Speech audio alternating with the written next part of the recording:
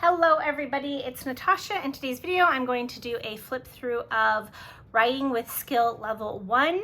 I have the instructor text and the student workbook. So let's go ahead and start with the instructor text. Now, this is a middle school writing curriculum. You could start it in 5th grade after their Writing with Ease program ends, because their Writing with Ease program ends in 4th grade. But most 5th graders are not going to be ready for this. I'm actually using this with my 7th grader. They do have a recommendation on the Well Trained Mind website of kind of a progression you could take. It's actually multiple different steps or plans, I guess you could say. So this is level 5 of their complete writer program, because Writing with Ease is levels 1 through 4. Then you go Writing with Skill, which has levels 1, 2, and 3. And so that's a total of 7 levels, basically. Okay, so here we have the table of contents. Oh, actually, let's go back over here. So here's the overview.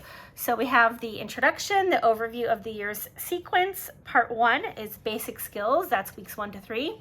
Part 2 is building blocks for composition. That's weeks 4 to 15. Part 3 is sentence skills, weeks 16 to 22. Part 4, beginning literary criticism, prose writing about stories, weeks 23 to 26. Part 5, research, weeks 27 to 31. Part 6, beginning literary criticism, poetry writing about poems, weeks 32 to 34. And Part 7, final project, weeks 35 to 36. This is a 36-week program, and it is designed to do 4 days a week. Okay, so here we have the table of contents. We have part 1, basic skills, and so in week 1, we cover narrative summaries, and it's broken down day 1, day 2, day 3, day 4, and within each day, there's step 1, step 2, step 3, like that. And then week 2 is 1 level outlines. Now, I don't know how the outlining compares in this to IEW, but my daughter has learned to outline with IEW, and so if we need to tweak this at all, we will. Week 3 is using the thesaurus, and week 4 is chronological narrative of a past event. Week 5, chronological narrative of a scientific discovery. Week 6, chronological narrative of a past event. Week 7, chronological narrative of a scientific discovery. Week 8, description of a place. Week 9, description of a place. Week 10, description of a place. Week 11, combining chronological narrative of a past event and description of a place. Week 12, scientific description. Week 13, scientific description. Week 14, scientific description. Week 15, combining chronological narrative of scientific discovery and scientific description. Like how they did that? Then part 3, we go on to week 16, description of a person. Week 17, description of a person. Week 18, using a metaphor to organize a character description. Week 19, biographical sketch. Week 20, biographical sketch. Week 21, sequence, natural process. Week 22, sequence, natural process. Then we go into part 4. Week 23, hero, villain, and protagonist and antagonist. Week 24 is also the same thing. Week 25 is supporting characters. Weeks 27 to 31 is now research. Week 27 is 2 level outlining. Week 28 is documentation. Week 29 is writing from notes, chronological narrative of a past event, description of a person, description of a place. Week 30 is writing from notes, sequence, natural process, and scientific description. Week 31 is writing from notes, biographical sketch, and description of a person. Then we go on to part 6, which is beginning literary criticism for poetry. Week 32 is sound. Week 33 is meter. Week 34 is narrative. Then we go on to the final project. Week 35 is finding and researching your topic. And week 36 is writing your final composition. We also have an appendix.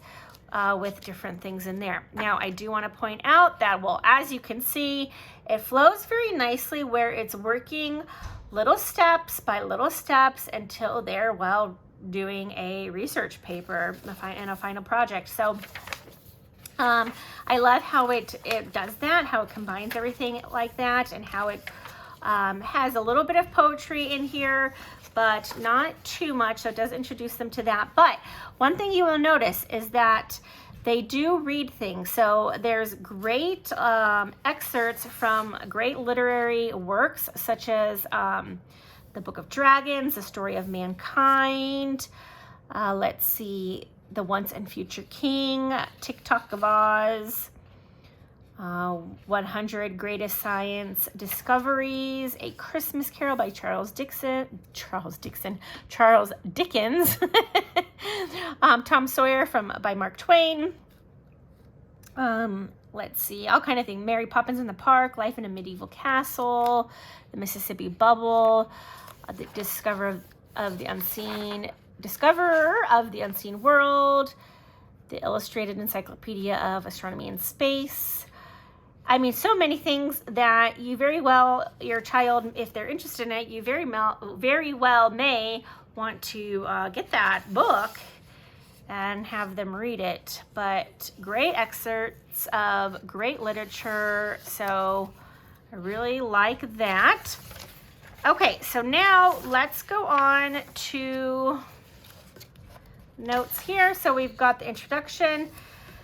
Basically, it's telling you to train the student to read the instructions thoroughly. This is an independent course by the student, although there are times where they will have to come to you, but it will direct them to, go to your teacher or parent, etc., etc.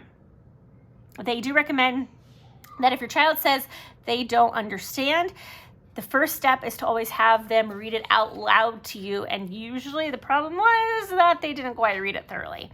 And once they're forced to read it out loud to you, then they go, oh, and then they can move on. So we'll see how true that ends up being, but I love that they are really, really working on moving the student to independent work with this program. There are rubrics included if you want to evaluate your student's writing, but giving a grade is not useful at this level. And let's see, and you can customize the course. The first 3 weeks of the course progress slowly in order to build confidence and get them used to working independently. And if the student has no difficulty writing narratives, you may skip week 1, and weeks 2 and 3 should be completed, but the student may do more than 1 lesson per day. During the rest of the course, the student may progress faster or slower than the recommended pace. You should also adjust required word lengths and complexity to suit your own needs. Okay, and it also says that you should get the Roget's International Thesaurus. That's the recommended thesaurus to have along with this. And it says that you might also need to have a separate penmanship program for your student. And then it tells the overview of the year sequence. It covers 5 elements that are introduced gradually over the first 24 weeks of study, which we saw in that outline there of the chapter. So we've got narrations, outlines, topoi. Am I saying that correctly? I don't know. It's the plural form of the Greek word topos, from which we get the English word topic. And copia. And that, so I guess beginning week 16, copia exercises will replace the narration assignments. That's very interesting. And then literary criticism, documentation, and a final project. So I guess you'll have to find your own source text for the final project, it says. But it provides you suggestions here in the teacher book in case you need them. So, but with that, maybe they've read a book for history or something that, or a literature book that they enjoy. So that gives you some freedom for that final project. Okay, so part 1, basic skills, weeks 1 to 3, we have an overview. We're going to be doing narrations and outlines, and then it gets into the actual lessons. So basically, it's going to tell you that the student is supposed to read this. So I love that. And it gives little things that the student might say. So these are given as a guide of the student might say, and then it gives you little tips on the side here. Here's the narration rubric here. So it's basically like the student book with extra notes for you, the teacher. It gives a focus. So like for day 2, the focus is summarizing a narrative by choosing the main events and listing them chronologically, and how to help the student with step 3 and so forth. So this is great to have for you, but again, it is to be done independently by the student. So I'll take you through this. I mainly wanted to show you what it covered, but the lessons in here, they all look the same as far as what it looks like for the teacher's side here. Here's an example of another rubric. Each, part, we get an overview of what we're going to be doing in that part, and then we get onto the weeks and days lesson. And I love how it says student responsibility, but it gives you, the teacher, a lot of background information so that you don't actually have to go read everything they're reading and do everything they're doing, because it tells you how to help them. So I actually really do appreciate that. Obviously, you will need to check the students' work every day to make sure that they're on the right track and that they're keeping up. This is a meaty program, so I expect that this will be one of the things that takes my daughter the longest, probably after math. This will be the second, longest thing she will do, but it doesn't look too bad. So let me go to the back, to the appendix here. Okay. Oh, I also, let me just say, in the final project, I love how it breaks down like how many hours or minutes it might take you. So it's beautiful that way. Okay, so we have all of the information like for you, the procedure, what you need to remember. I love that. That is fantastic. And then we have the weekly rubrics, which are included in the weekly lessons, but if you just want to have them here, you can go back here.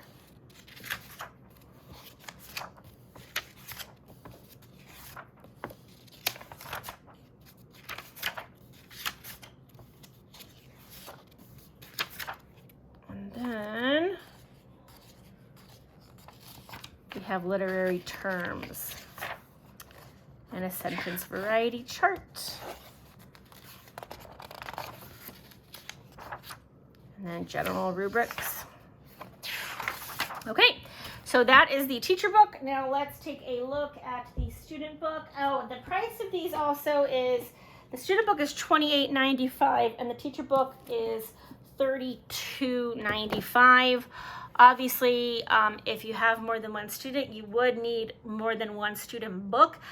I do believe you can get the student book in PDF form though, so that might be a more cost-effective way if you have a cost-effective printer, if you have more than one student that will be doing this.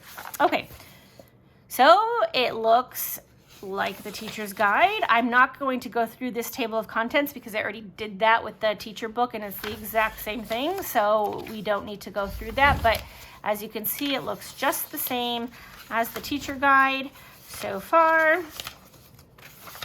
And then we have our general instructions, and I'm going to read this part because I want you to see kind of how it's written to the student. Each day's work is divided into several steps. Complete each step before moving on to the next. It is your responsibility to read the instructions and follow them carefully. Go slowly and make sure that you don't skip lines or sections. Whenever you see this symbol, you're about to see the answer to a question asked in the text. Stop reading until you've answered the question yourself. It's usually best to answer the question out loud. This forces you to put the answer into specific words, rather than coming up with a vague idea of what the answer might be. Only after you've answered the question out loud should you read the answer below the line. Whenever you have trouble, ask your instructor for help. Many of the assignments tell you to check your work with your instructor. Before you show any work to your instructor, read through it a final time, checking for basic grammar and punctuation mistakes. If you are writing by hand, make sure that your handwriting is legible. If you are working on a word processor, print out your work and read it through on paper before handing it in. Sometimes it is difficult to see mistakes when you are reading on a screen. You will need to keep a composition notebook. Use a 3-ring notebook divided into 6 sections. You will label each section as the year goes on. Plan to work on your writing 4 days a week. I forgot to mention that about the notebook. You will need a notebook and dividers. And it goes through, they only mark the dividers, a couple of them at the beginning because they don't want to overwhelm the student. And I thought that was really good. I'm going to have my daughter type up her writing assignments because I think that is a practical application of typing, is typing up assignments. And as she gets into college, she will have to type everything. Obviously, college is a long way off. Nevertheless, you don't turn anything in by hand in college, and therefore she needs to get used to typing up her work. So she will be typing all of her writing assignments. And we will use Google Docs for that. So simple and free. Also, what I love about Google Docs is she can also share it with me. And that's a really kind of neat feature as well. Okay, so then we have basic skills, weeks 1 to 3. As you can see, it looks just like the teacher guide. And then here, actually, let me show you in comparison to the teacher book. So what that looks like side by side for that lesson. Okay. Okay, so here's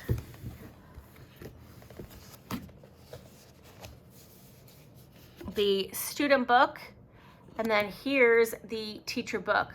So you see the student book says read, and then has what they're supposed to read. And then here, in the teacher's book, it says read, student responsibility, and then student instructions for step 1. It gives that like smaller than it does in the student book.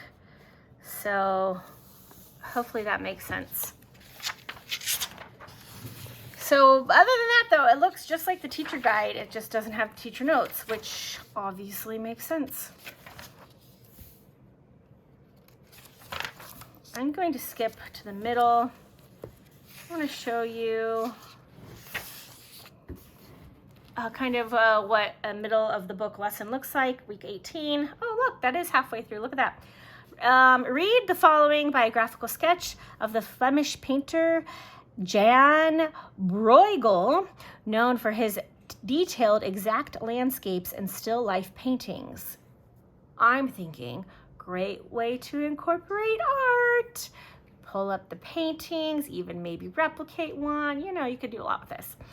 A biographical sketch is a combination of character description and chronological narrative. It gives chronological details of the subject's life and so on. Okay, so then they're going to read that. Okay. And then tells more about him. And then step 2, construct a 1-level outline. Find the main idea in each paragraph of the biographical sketch. You will probably find it most useful to ask, what aspect of Jan Bruegel, just making sure, Jan Bruegel's life or character does this paragraph focus on? Try to word the main idea of each paragraph on your own. If you need help, though, you may ask your instructor. When you're finished, check your work with your instructor. See, it's written directly to the student, but it prompts them with help in the book and also prompts them to go ask for help if they need it. So I do love that. So anyway, that is what it looks like. And in the back, we have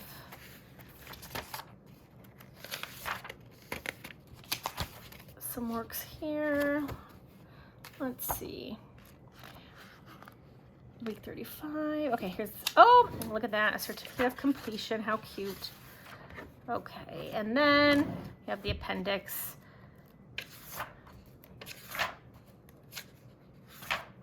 Wiki Tiki Tavi. So it's just some of the literature in there. And works cited. It's a lot of works cited. And permissions. Okay, so there we have it. I hope that was helpful to you in giving you an inside look of kind of what this looks like. If you have any specific questions, let me know. However, I have not used this yet, so I can't give a review on it yet. I can only show you what's in the book, and when we're, you know, partway through this, I'll be happy to give a review, but I don't like to review anything I haven't actually used.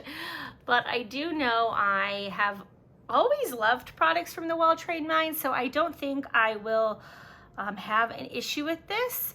And my daughter is very excited to do it. She feels like it's taken, I don't know, like she feels like it's taking it up a notch. Like she feels very mature being able to do this. So anyway, I hope that's helpful. If you have any questions, leave them down below. Don't forget to give this video a thumbs up and subscribe if you love all things homeschool. As always, I'll see you in the next one.